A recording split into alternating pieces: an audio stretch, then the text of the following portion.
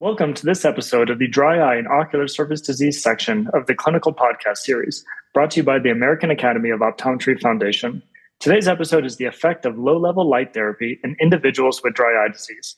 My name is Kaleb Abbott. I'm an optometrist and assistant professor at the University of Colorado School of Medicine, and I'm joined by Dr. Ritchey, who is an associate professor at the University of Houston College of Optometry and the director of the Ocular Surface Institute there.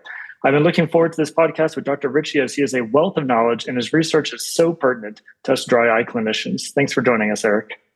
Thanks, Kaleb. Appreciate it. Low-level light therapy, also known as photobiomodulation, is gaining popularity as a treatment for dry eyes. Can you provide our listeners with some background on this procedure, specifically what it is and how it works? Yeah. So low-level light therapy is the application of light. Typically, it's from light-emitting diodes. But some devices use more like laser light, and it uses different wavelengths to accomplish different things. In dry eye, we're using red wavelength. Different devices use different wavelengths, but for the most part, we're talking in the area of about 630 to 670 nanometers. Okay. And how does it work? So the process behind something called photobiomodulation. And so what happens is there is a chromophore called cytochrome oxidase C in mitochondria. And so the thought process is that when you stimulate this using red light, which is around the wavelength it's sensitive to, it's going to increase ATP production. And so it can do things like improve cellular respiration, improve inflammation, improve cell metabolism. And so it's been used in a bunch of different areas in medicine. And that's kind of the going thought, is it's actually doing very similar things depending on where you're using the body. I see. So there's been some studies already published on low-level light therapy. What is the purpose of this study?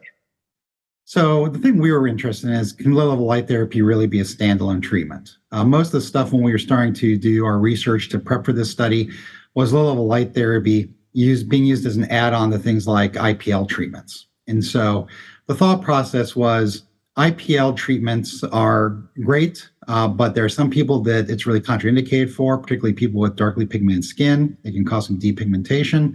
And low-level light therapy is a little bit easier to deliver because you literally wear a mask. So the thought process was, if we can just do it as a standalone treatment, will we get an effect and maybe make everybody's lives a little bit easier? Very neat. And can you explain how the study was conducted? So basically what we did is it's a trial where we enrolled a bunch of people with low levels of dry eye. We're not talking people who are grade 4 dry eye. And we enrolled them, and then they were basically given low-level light therapy over 3 weeks. They were giving a 15-minute session each week. And so we measured basically a bunch of clinical outcome measures prior to treatment, during treatment, and after treatment. And what did the study find? And so what we found is that in general, people who were using low-level light therapy saw improvement. So if you look at what happened, they had increased tear breakup times. They had improved tear meniscus heights. So we feel pretty good about the fact that they're actually getting some improvement there. Their lipid layer thickness increased using the LipidView, and their OSDI scores improved. We know lower OSDI score is less symptomatic. And so they improved by about 7.7. The only thing I would say that's a downside to it is this was not a randomized clinical trial. So could there be a little bit of placebo effect to that in their OSDI scores? Sure, that's a possibility, but we think the clinical metrics for the most part are pointing in the direction they are getting some improvement. That's fantastic. So given these results and prior studies, what are your overall thoughts on low-level light therapy as a treatment for dry eye? I think low-level light therapy as a treatment for dry eye is actually a pretty good option. And I think what we're going to see, if I was going to use my predictive powers, is low-level light therapy is going to be something that can become something of more like a everyday use device. The devices we have now are designed for in-office. They're not going to go home with patients. But you can go around and you can see low-level light therapy being used for a lot of cosmetic applications. You can literally buy similar devices on storefronts. And so I think what we're going to see, hopefully, some trials to say, do we get long-term effect out of this and can it be used safely at home? That'd be a huge advantage over IPL. Because IPL is never going to be an at-home device. That's a great point. Yeah. The questions remain is exactly what does low-level light therapy do? It's a little bit of a mystery. We obviously have this mechanism that's been proposed. We do know it does heat up meibomian glands. And so if you were to take meibomian glands, we've measured anterior and posterior lid temperatures before and after treatment. And the magic number for improving meibum flow is about 35 degrees Celsius. And so when we put people in low-level light therapy, their lid temperatures are really about the same as you get with a Bruder mask. So we do know there's a thermal effect there. And it could just be, melting meibum. That's potentially one answer. But we have some other work going on where we're going to be looking at the proteins and lipids in the meibum to see if we can see some changes that come with low-level light therapy.